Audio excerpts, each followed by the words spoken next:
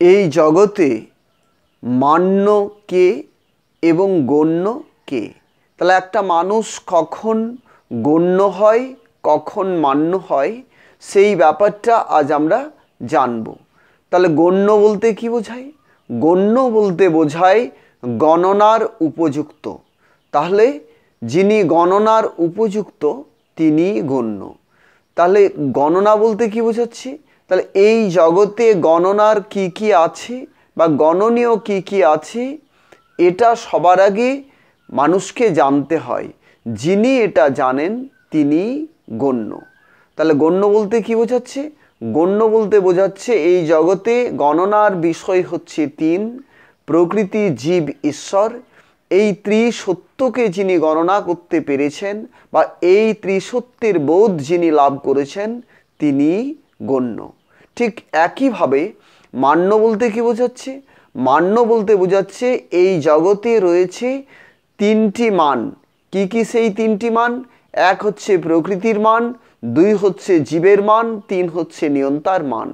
এই তিনটি মানকে যিনি অর্জন করেছেন তিনি হচ্ছেন মান্য।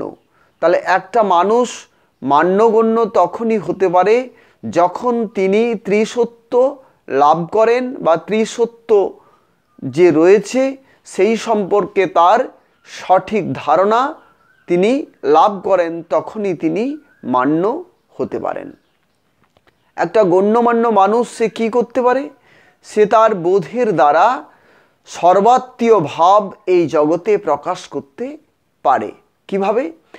একটা মানুষ যখন সবার সঙ্গে তার কি সম্পর্ক রয়েছে, জগতের সঙ্গে তার কি সম্পর্ক রয়েছে এবং জগতের সঙ্গে নিয়ন্তার সঙ্গে তার কি সম্বন্ধ, এই সম্পর্কে যার সম্যক ধারণা থাকে বা সঠিক ধারণা থাকে তিনি তখন বৃহত্তম সেবার অধিকারী হতে পারেন এবং তার এই বৃহত্তম বোধের দ্বারা, জ্ঞানের দ্বারা এই জগতে তিনি সর্বাত্মীয় ভাব প্রকাশ করে বিশ্ব কল্যাণ করতে পারেন।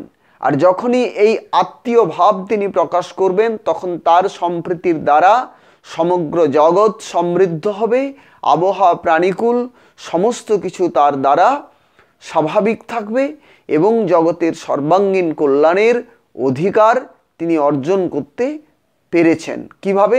তার বোধের দ্বারা। তাহলে একটা মানুষ যখন বোধ অর্জন করে তখন সে ত্রিলোকের কল্যাণের অধিকারী হতে পারে। তখনই সে সর্বশ্রেষ্ঠ যে মনুষ্য পদ, সেই মনুষ্য পদে আসীন হতে পারেন। তাহলে একটা মানুষকে এই মান এবং তার যে গণনার যে জায়গাগুলো রয়েছে এইগুলো সঠিকভাবে, সঠিক মাপে, সঠিক পরিমাণে তাকে অর্জন করতে হয়। যদি সে অর্জন করতে না পারে তাহলে তার পক্ষে কখনোই মান্যগণ্য হওয়া সম্ভব নয়। তাহলে একটা মানুষ যদি সে বোধ লাভ করতে পারে তাহলে তার বোধের দ্বারা সে সর্বাঙ্গীন কল্যাণ সে সহজেই করতে পারে। আর যদি বোধ না থাকে, সে নিজে যদি অন্ধকারে থাকে, নিজে যদি কিছুই বুঝতে না পারে, তাহলে সে সবসময় জগতের কাজে ক্ষতি করবে এবং জগতের যে স্বাভাবিক সৃষ্টির যে ক্রম রয়েছে সেই ক্রম বিরুদ্ধ আচরণ করবে বা ক্রমকে অতিক্রম করার চেষ্টা করবে এবং সেখানে সে দূষিত হবে নিজে এবং তার যে দুষ্ট প্রকৃতি সেটা প্রকাশ হতে থাকবে তার কর্মের দ্বারা। তাহলে মানুষ সুকর্মের অধিকারী হবে বোধ লাভের পরে।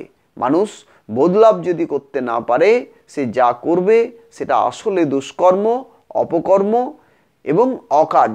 তার দ্বারা কখনোই জগতের কল্যাণ হতে পারে না।